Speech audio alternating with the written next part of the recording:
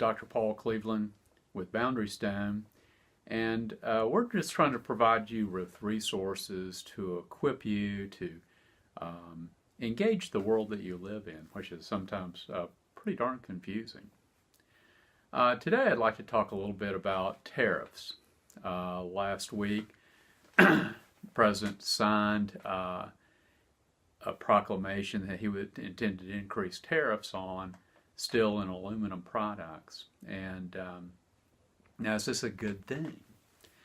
Well, if you have friends or relatives working in the steel or aluminum industry, you may very well be in favor of this sort of act on the president's part. But will it be good for our economy overall? Now, of course, the president has said so. Well, we'll have to unpack this one a little bit because and think through this. There are a number of factors involved that we need to be aware of. What he's proposing is literally an increase in a tax, and such increases in taxation of goods will raise their prices. So when the price of something goes up, in this case steel and aluminum, these are raw materials that are then used to produce other goods and services. You know, refrigerators, stoves, washers and dryers, all of these sorts of things, automobiles that use steel and aluminum. Well, in other words, what you've done is you've increased the cost of producing these things, which means their prices are going to have to go up. And so, yeah, we might have benefited a few people. I mean, maybe at the end of the day, benefits a few people. But at what cost? I was speaking with a friend at church, and when George W. Bush increased the steel tariff during his first term in office, my friend related a story to me of a manufacturer of propane tanks. And all of a sudden, this propane tank manufacturer, they could not sell their propane tanks anymore because they were not competitive. The cost of steel drove their prices up such that imported propane tanks were actually cheaper. And so you really have a problem here with this.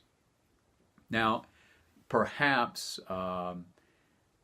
Donald Trump is not going to be so draconian, and he's not going to raise tariffs so high that it has an exorbitant effect, and maybe he's got an end game where he wants to renegotiate a few things. I mean, we've never really had free trade, even with free trade agreements like NAFTA.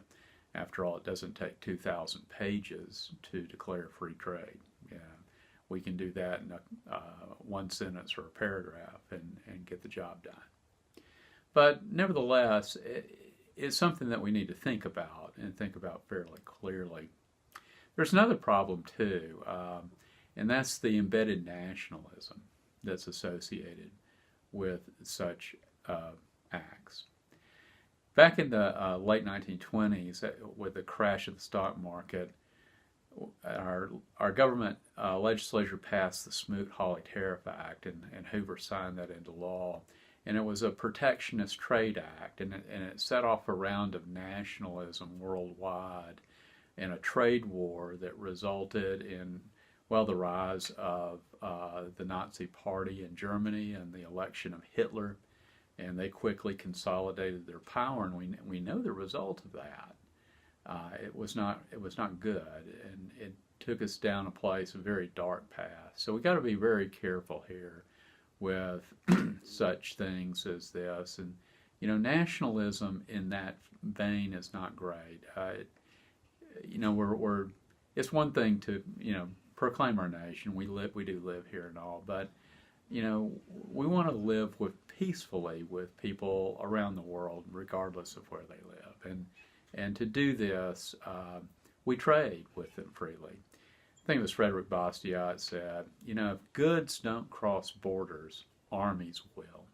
And I think that's an important point to make here. So anyway, I hope this is helpful to you as you think through the issue of this increase in tariffs. Let's do hope that it's not really draconian and that it would be tempered. So at any rate, Dr. Paul Cleveland, trying to provide resources to equip you to engage the world you live in a way that's productive and helpful to us all. I'll be with you again next time.